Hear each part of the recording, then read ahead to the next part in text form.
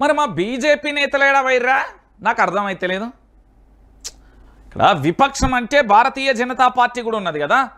మా వాళ్ళను బొట్టు వేచి ఎంతమందిని పంపించినాం అసెంబ్లీకి? 10 మందిని పంపించినాం.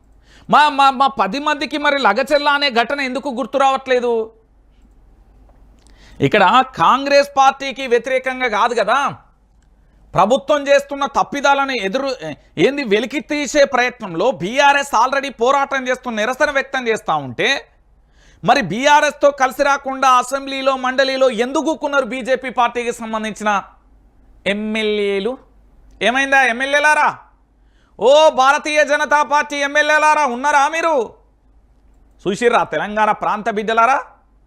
వీళ్ళకి తెలంగాణ ప్రజల పట్ల సోయున్నది, వీళ్ళకి తెలంగాణ ప్రాంత సమస్యల పట్ల సోయున్నది. భారతీయ జనతా పార్టీ అంటే హిందుత్వం అంటది, సనాతన ధర్మం అంటది. ఇగో నేను హిందువును కరడుగా ఇచ్చిన వాళ్ళకంటే మా తాతల ముత్తాతల నుండి సంస్కృత సాంప్రదాయాలు వస్తుంది, నేను ఆ ఆచారాన్ని పాటిస్తున్నా. ఇవాళ ఏదో కొత్తగా మనకు తెలియనట్టు మసిబూసి మారేడికాయ చేసి తెలంగాణ ప్రాంత బిడ్డలను ఉసిగొలుపుతున్నారు. అంటే బీజేపీలకు లగచెర్ల అనే గ్రామం కనబడతలేదా? బీజేపీలకు లగచెర్ల గ్రామానికి సంబంధించిన దాన్ని చర్చబెట్టాలని అనిపిస్తలేదా? మరి అక్కడ ఉన్న ఎమ్మెల్యేలు అయితే చదువుకున్నోళ్ళే కదా. నిజంగానే బొట్టన వేలు ముద్ర అన్నా కూడా వాళ్ళకు కూడా తెలుస్తుంది, ఒక భూమి పోతుందంటే ఆ బాధ ఏందో తెలుస్తుంది. మరి భారతీయ జనతా పార్టీకి సంబంధించిన ఎమ్మెల్యేలకు ఏమైంది? చలనం లేదా, ఆలోచన లేదా, చీమగుట్టినట్టుగా కూడా అయితే లేదా?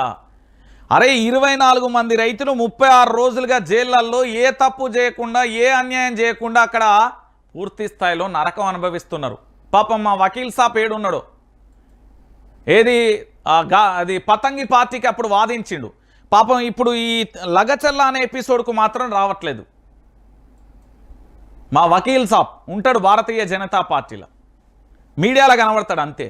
లగచెల్ల అనే ఎపిసోడ్ మాత్రం మేడం మీద వేసుకోడు, వాళ్ళని బెయిల్ మీద తీసుకురావాలనేది రాదు. ఇప్పుడు భారతీయ జనతా పార్టీ ఎమ్మెల్యేలు ఎందుకు రాలేడా?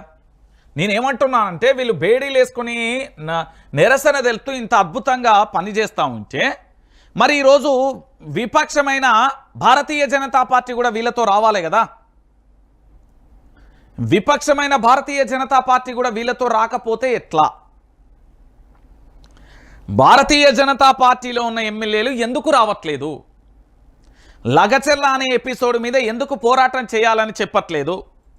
ఓన్లీ బీఆర్ఎస్ పార్టీకి సంబంధించిన నేతలే ఎందుకు పోరాటం చేయాలి? ఈ విషయంలో ఎందుకు మౌనంగా ఉన్నారు అనే విషయానికి సంబంధించి ఎందుకు చెప్పట్లేదు? దీని గురించి ఎందుకు చర్చ గురించి పట్టుబట్టట్లేదు?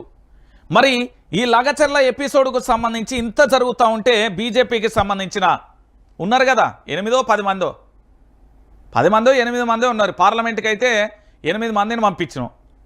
మరి వీళ్ళందరికీ సంబంధించి ఆడబోయిర్రు అంటే తెలంగాణ ప్రాంత బిడ్డలారా, ఈ ప్రాంత రాష్ట్రం కోసం, ఇక్కడి పోరాటం కోసం, ఇక్కడి తెలంగాణ రాష్ట్రాన్ని తీసుకురావడం కోసం ఎవరైతే ఉద్యమం చేసిర్రో వాళ్ళు మాత్రమే తెలంగాణ ప్రాంత ప్రజల కోసం ఉంటారు. మీరు మళ్ళా గుర్తుపెట్టుకోవాలి దయచేసి. బీఆర్ఎస్ పార్టీ అనేది ప్రజల పక్షం ఉన్నది, భారతీయ జనతా పార్టీ అనేది భారతీయ జనతా పార్టీ ఆఫీస్కే పరిమితమైంది. ఇది క్లారిటీ.